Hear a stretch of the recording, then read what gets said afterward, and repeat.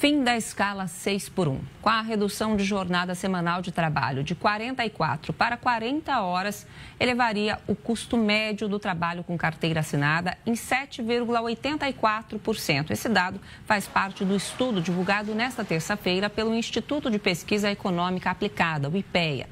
O impacto nos custos totais das empresas seria igual ao observado em reajustes históricos do salário mínimo, o que indica a capacidade de absorção da medida pela maior parte do mercado de trabalho.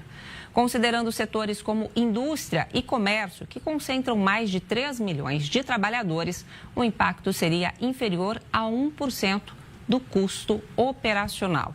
E a gente recebe aqui para falar sobre essa pesquisa, desse tema relevante que vem tomando conta das discussões aí em grande parte do Brasil, Felipe Vela Pateu, que é técnico de planejamento e pesquisa do IPEA. Felipe, acertei na pronúncia do seu nome? Boa tarde para você, bem-vindo à Hora News.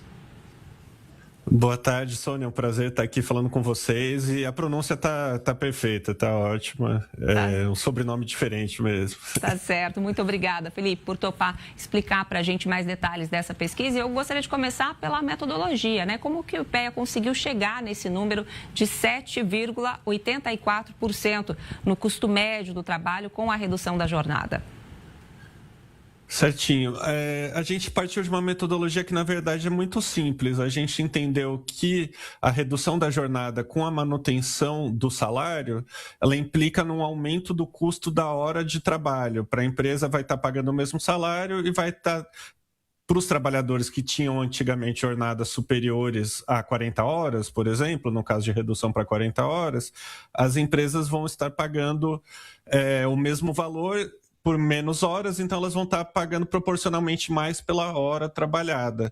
Se for a redução de 44 para 40, esse valor a mais pago pela empresa é de 10%. E aí a gente pegou dados reais do mercado de trabalho brasileiro, do Ministério do Trabalho e Emprego, viu quantos trabalhadores têm jornada acima de 40 por setor e distribuiu isso para ver numa primeira etapa, o aumento do custo por setor, o aumento do custo da hora trabalhada por setor. E a gente chegou nesse resultado de que esse aumento é de 7,84%, que é um aumento do custo da hora trabalhada muito parecido com outros aumentos que a gente teve, por exemplo, com a política de valorização real do salário mínimo. Certo, Felipe. Agora, por que no caso da indústria e do comércio, essa taxa seria inferior a 1%, o impacto do custo operacional seria inferior a 1%, mesmo com o aumento do custo da hora trabalhada? Isso, é porque, então, a segunda etapa do nosso trabalho é a gente pegar o custo da hora trabalhada e ver quanto que o custo do trabalho representa no custo total da empresa. Aí essa segunda etapa a gente se baseou nos dados do IBGE, das pesquisas setoriais, e a gente vê que, por exemplo, o grande comércio, a grande indústria tecnológica, intensiva em capital, a parcela dos gastos operacionais dela com trabalho, às vezes, não chega a 10% do total de gastos dela, que é com maquinário, que é com matéria-prima, que é com estoque, no caso do comércio. Então, se a gente pega um custo pela hora trabalhada de 7% e pondera por uma representatividade de 10% no total de custo, a gente chega num impacto sobre o custo total de operação que fica inferior a 1% em alguns setores, né? Felipe, agora os pesquisadores sugerem estratégias, né, que os empresários poderiam adotar para compensar esse aumento do custo da hora trabalhada?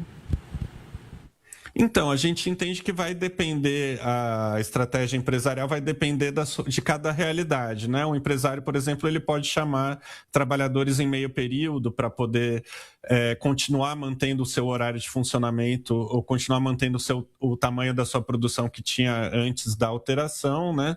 Ele pode investir em tecnologia para aumentar a produtividade do trabalho, melhorar a organização da gestão dos seus trabalhadores para compensar essa perda de redução das horas disponíveis, né? Então, tem uma variedade de estratégias que podem ser adotadas e que a gente entende que é possível de ser adequado sem um grande impacto na economia em termos de perda de emprego, por exemplo.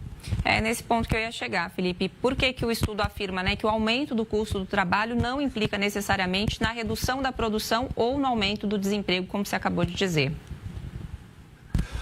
Justamente porque a produção pode ser mantida, por um lado, com contratação de mais trabalhadores formais, né? Pode ser mantida com aumento da produtividade e por a gente ter elementos de comparação, por exemplo, aumento do salário mínimo recente em 2024, outros aumentos do salário mínimo em 2001, 2012, mesmo o aumento real, ele não destoa, em alguns casos até supera esse aumento de custo do trabalho que a gente está estimando. Então, são elementos que mostram que a nossa economia tem capacidade de absorver esse aumento do custo, né? Além disso, a gente tem experiência histórica.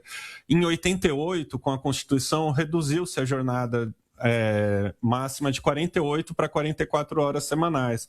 Foram feitos estudos de impacto que mostraram que também não teve repercussão no emprego essa mudança na jornada nesse período específico. Felipe, quais possíveis efeitos macroeconômicos que a redução da jornada para 40 horas semanais poderia trazer? Num primeiro momento, a gente tem que avaliar que existe sim um possível impacto inflacionário, mas ele é restrito a um momento específico no tempo. Ele não pode não ser tão grande e ele não tem repercussão contínua. Ele vai acontecer de uma vez e vai interromper. E a gente tem, pelo lado positivo, o aumento da produtividade, que a experiência internacional mostra que acontece. Então, a produtividade do trabalho no Brasil realmente precisa aumentar, e você colocar uma restrição na jornada pode melhorar a organização do trabalho de um lado e pode aumentar a produtividade do trabalhador, com a melhora da qualidade de vida, redução do absenteísmo. Então, existe uma possibilidade de efeitos aí, mas o que importa é que a gente vê um equilíbrio, um momento bom da economia para fazer uma medida desse tipo que melhoraria a situação do trabalhador. Felipe, você citou exemplos internacionais que deram certo, né? Eu acho que isso ajuda a esclarecer a cabeça aí da gente que está ouvindo falar nessa redução de jornada e mostrar até que é possível, né? Tem algum exemplo de outro país que você possa citar para a gente? Acho que o exemplo de Portugal é um exemplo bem claro, bastante citado no Brasil, né? Mas a gente tem estudos que olham para 5 países europeus, né? E vê que a redução de jornada, em todos eles, tem Portugal, tem França, tem Bélgica, em todos eles, a redução de jornada associada com o crescimento econômico não gera desemprego. E aí a gente está num momento da economia que seria equivalente ao desses países europeus que passaram por situação parecida. E registraram, inclusive, aumento na produtividade, foi isso? Exatamente, foi medido um aumento no valor adicionado pelo trabalho. Então, aumenta o quanto o trabalhador rende na empresa. Felipe, agora falando aqui do Brasil, tem diferenças regionais relevantes quando a gente fala do impacto estimado dessa mudança? A gente não captou diferenças regionais muito relevantes. Assim, a jornada superior a 40 horas hoje ela é bem distribuída no Brasil inteiro, né? Então, a gente observou diferenças mais setoriais do que regionais. É claro que estados com menor renda, onde os trabalhadores hoje têm menor renda, como no caso do norte, da região nordeste, as rendas do trabalho são muito próximas do salário mínimo e também acabam tendo jornadas superiores a 40 horas. Esses trabalhadores vão ser mais beneficiados com a redução de jornada.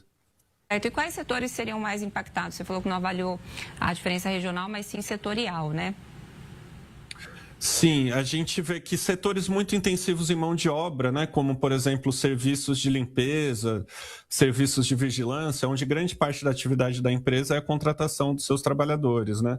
Esses setores vão ter um impacto maior na sua operação, né, porque vão ter que reorganizar a sua operação, sua escala de trabalho, etc. Mas são setores específicos.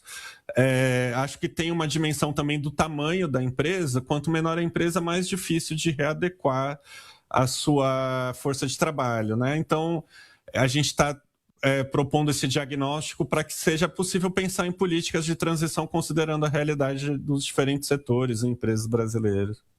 Muito interessante você falar dessas políticas de transição que são de fato necessárias, né? E esse estudo certamente vai nortear a elaboração dessas políticas, caso de fato seja aprovada a redução da jornada. Felipe, muito obrigada por sua participação. Gostaria de deixar alguma conclusão final aqui na nossa entrevista?